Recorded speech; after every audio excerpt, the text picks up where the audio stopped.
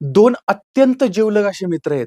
एकमेकांवरती जीवापाड प्रेम आहे आणि जशी जय-वीरूची मैत्री होती, तशी यांची मैत्री आहे, मैत्री होती. पण दुर्दैवाने याच्यातीलच एकानं दुसऱ्याचा घात केला होता, दुसऱ्याचा मर्डर केला होता, अशा पद्धतीची माहिती समोर येते आहे.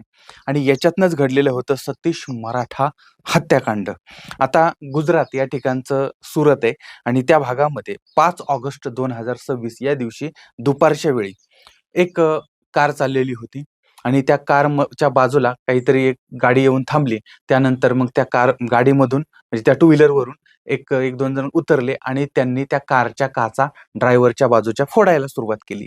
आता हे फोडायला सुरुवात केल्यानंतर मग आतून एक तरुण खाली उतरला आणि उतरल्यानंतर यांच्यामध्ये बाचाबाची सुरू झाली आणि त्याच वेळेस ती त्या भागामध्ये दबा धरून बसलेली जी मंडळी आहेत, ती मंडळी समोर येतात आणि या कारमधून बाहेर आलेल्या या तरुणावरती जीवघेणा हल्ला करतात. 39 वार त्याच्यावर करतात, गोळीबार त्याच्यावरती करतात आणि त्याला जागेवरती ठार करतात आणि या सगळ्याचा व्हिडिओ समोर येतो. आणि त्यानंतर मात्र संपूर्ण सुरत आणि गुजरात हादरून जात होतं. तर याच्यामध्ये सतीश मराठा उर्फ सतीश धागडे, त्याला सतीश मराठा असं म्हटलं जायचं. तर तो 39 वर्षाचा व्यक्ती जो होता त्याचा याच्यामध्ये मर्डर झालेला होता. आता हा सतीश मराठा नक्की कोण होता? तर आपल्या महाराष्ट्रामधील धुळे जिल्ह्यामधील राहणारं एक धागडे परिवार आहे. आता हा जो परिवार आहे तो काही काळापूर्वी गुजरातमधल्या सुरत या भागामध्ये गेलेला होता आणि त्या ठिकाणी कतरगाम या परिसरामध्ये हा परिवार राहत होता, धागडे परिवार. आता या परिवारामधलाच सतीश हा एक मुलगा होता आणि सतीश अगदी लहानपणापासूनच मग चुकीच्या मार्गाला लागलेला होता किंवा गुन्हेगारी क्षेत्राकडे वळलेला होता आणि त्याच्यामध्ये मग रिअल इस्टेटचा बिझनेस असेल, दारू, जुगाराचे अड्डे असतील किंवा बाकी ज्या काही या क्षेत्राशी संबंधित गोष्टी आहेत त्याच्यामध्ये यानं हातपाय मारायला सुरुवात केलेली होती. आता हे सगळं चालू होतं, गुन्हेगारी जगताकडे त्याची वाटचाल चाललेली होती. याच काळामध्ये याची मैत्री किंवा याचा एक जिवलग मित्र होता. त्याचं नाव आहे राहुल मंडल उर्फ राहुल अपार्टमेंट. त्याला अपार्टमेंट असं टोपण नाव होतं आणि राहुल मंडल. आता हे राहुल आणि सतीश या दोघांची अत्यंत गाढ, अत्यंत जवळची अशी मैत्री होती आणि या दोघांनी म्हणजे इतकं यांचं एकमेकांवरती प्रेम होतं, एकमेकांवरती जीव होता, की या दोघांनी एस-आर कंपनी स्थापन केली. कंपनी म्हणजे एक टोळी स्थापन केली होती आणि त्या टोळीच्या माध्यमातून मग यांनी गुन्हेगारी क्षेत्रामध्ये पाऊल टाकायला सुरुवात केली. आता हे बघा, एस-आर म्हणजे काय? तर सतीश मधला यस आणि राहुल मधला आर, एस-आर कंपनी अशा पद्धतीने यांचं टोळी होती आणि तिच्या माध्यमातून मग या क्षेत्रामध्ये त्यांचं काम चाललेलं आणि त्याच्यामध्ये सोशल मीडियावरती मग ते वेगवेगळे शॉर्ट टाकणं आणि त्याच्या पाठीमागे बॅकग्राऊंड देणं वगैरे वगैरे असं सगळं चाललेलं होतं. आणि त्यांनी आपला दबदबा निर्माण करायला सुरुवात केलेली होती. आता या सगळ्या दबदब्यामध्ये काय होतं, की ज्यावेळेस हे सोशल मीडियाचा वापर करायला लागले, त्यानंतर लोकांच्या समोर यायला लागले अशा वेगळ्या पद्धतीने, त्यावेळेस आता जी तरुण पोरं असतात म्हणजे साधारण 16, 17, 18, 19, 20, 22, 25 पर्यंतचे, तर त्या पोरांना त्या गोष्टीचं फार आकर्षण वाटायला लागलं आणि त्या आकर्षणाच्या माध्यमातून मग मुलं यांच्यापर्यंतही यायला लागली, जमा व्हायला लागली आणि त्यांची एक टोळी तयार झालेली होती. आता एक फेब्रुवारी 2020 मध्ये घडलेली घटना होती. साधारण 6 वर्षापूर्वी म्हणजे हे हत्याकांड घडलं त्याच्या अगोदर 6 वर्षापूर्वी एक प्रसिद्ध गुन्हेगार त्या भागातला होता. त्याचं नाव आहे सूर्या मराठा. हा सुद्धा महाराष्ट्रामधून गेलेला होता. महाराष्ट्रामधून गुजरातमध्ये गेलेला होता आणि त्या ठिकाणी जाऊन गुन्हेगारी क्षेत्रामध्ये आपले पाय रोवलेले होते. तर ही जी व्यक्ती आहे ती व्यक्ती वेद रोड या भागामध्ये जात असताना त्याच्यावरती हल्ला होतो आणि त्या ठिकाणी त्याचा खून होतो, त्याची हत्या होते. आणि या हत्येमध्ये सतीश आणि राहुल या दोघांचाही हात असल्याचा आरोप त्यांच्यावरती ठेवण्यात येतो.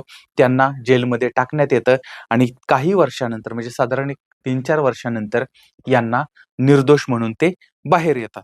तर अशा पद्धतीने आता हे बाहेर येतात. पण ज्यावेळेस राहुल जेलमध्ये होता, त्यावेळेस सतीशनं राहुलच्या संपूर्ण परिवाराची काळजी घेतलेली होती. म्हणजे सख्खा भाऊ करणार नाही अशा पद्धतीची मदत यानं केलेली होती आणि याचीच जाणीव ठेवून त्यानंतर मग राहुलनं सतीशचा फोटो किंवा त्याचा चेहरा आपल्या हातावरती गोंदवून घेतलेला होता. अशा पद्धतीनं यांचं हे प्रेम होतं आणि बाहेर आल्यानंतर सुद्धा हे प्रेम तसंच राहिलेलं होतं. पण हळूहळू काय झालं, यांचा मार्ग मोकळा वेगळा व्हायला लागलेला होता. म्हणजे त्या भागातलं पांडेसारा, त्यानंतर भेस्तान, दिंडोली, गोडादरा, लिंबायत हा जो परिसर आहे, तर त्या परिसरामध्ये दारूचे ठेके कोणाकडे पाहिजेत किंवा जुगाराचे ठेके कोणाकडे पाहिजेत, रिअल इस्टेटचा विषय कोणाकडे पाहिजे, तर याच्यावरून मग या दोन मित्रांमध्ये वादाला सुरुवात होते. त्यानंतर मग त्या दोन मित्रांच्या वेगवेगळ्या टोळ्या निर्माण व्हायला लागल्या. म्हणजे याच्या बाजूला काही मुलं गेली, त्याच्या बाजूला काही मुलं गेली आणि त्यानंतर मग त्या मुलांच्या मध्ये वाद सुरू झाला होता, भांडणं सुरू झालेली होती आणि मग आता एकमेकांवरती कुरघड्या करायला यांनी सुरुवात केलेली होती. एकमेकांना म्हणजे आता तिथं वर्चस्ववाद सुरू झालेला होता, की या भागात आमचंच राज्य असणार आहे आणि कालपर्यंत जे दोन मित्र होते, जे जिवलग मित्र होते, ते आता एकमेकांवरती जीवघेणा हल्ला करायला लागलेले होते आणि याच्यामधूनच सतीशवरती पाठीमागे 2 वेळा हल्ला झालेला होता. याच्यामध्ये एकदा तर तो त्याच्या डोळ्यामध्ये मिरची पुडं टाकून म्हणजे त्या भागामध्ये गोडादरा हा जो परिसर आहे, त्या परिसरामध्ये याच्यावरती हल्ला झालेला होता. त्या पुलाच्या खाली गेला होता. पुलाच्या खाली त्याच्यावरती मिरचीपूड टाकली आणि त्याला मारण्याचा प्रयत्न झाला होता. त्यावेळेस हा वाचला होता. त्या अगोदर सुद्धा असे प्रयत्न झालेले होते. म्हणजे आता हे दोघंही एकमेकांच्या जीवावर उठलेले होते. एकमेकांना मारण्याचा प्रयत्न करत होते. एकमेकांवर पाळत ठेवत होते. पण यावेळेस सतीश मात्र थोडासा म्हणजे बेसावध राहिला आणि त्यामुळे त्याचा घात झाला होता. तारीख आहे 5 ऑगस्ट 2026 दुपारची वेळ होती आणि सतीश जो आहे तो त्याची एक मैत्रीण आहे. तर ती मैत्रीण ही भगवान महावीर कॉलेज यामध्ये आणि त्या मैत्रिणीला तो भेटायला गेला किंवा तिनं त्याला बोलवलं आणि मग यानं तिला त्या कॉलेजमधून पिकअप केलं, घेतलं आणि तो निघाला.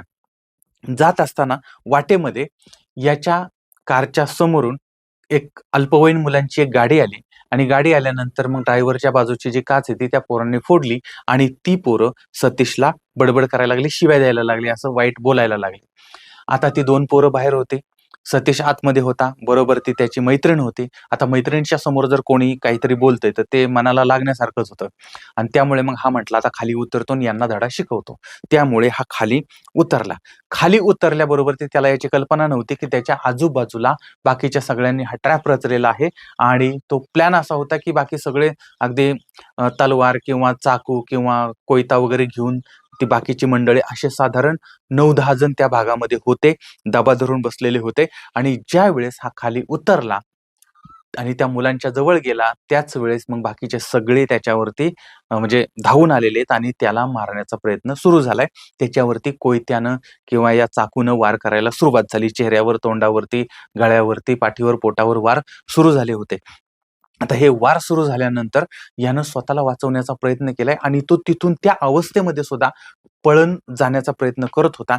तो पळत असताना मग त्याच्यावरती गोळीबार सुद्धा झाला आणि त्या गोळीबारामुळे तो खाली पडला.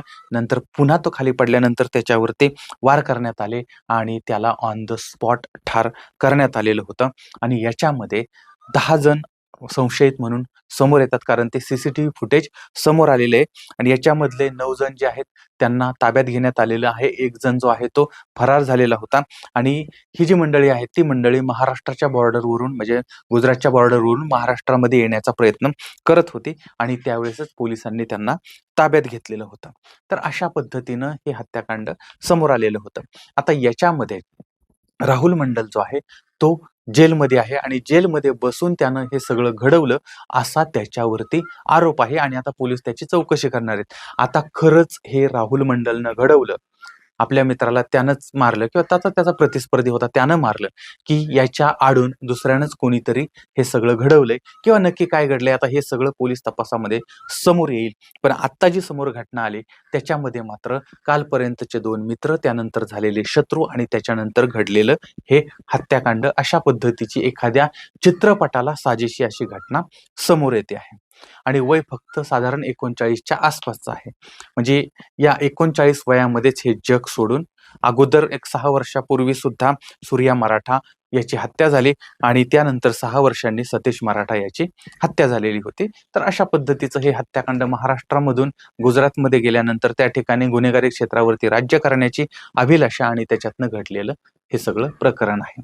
आता या प्रकरणाबद्दल मी तुम्हाला थोडक्यात माहिती दिली, पण त्याबद्दल अजून तुमच्याकडे जर काही माहिती असेल किंवा आता काय होतं याच्यामध्ये काही अपडेट येत राहतील, तर जे काही माहिती जर आली तर त्यावरती आपण बोलणारच आहोत आणि तुम्हाला याबद्दल काय तुमचं मत काय आहे ते सुद्धा कमेंटमध्ये जरूर कळवा. पुन्हा भेटूया पुढच्या भागामध्ये एका नवीन विषयासह. तोपर्यंत धन्यवाद.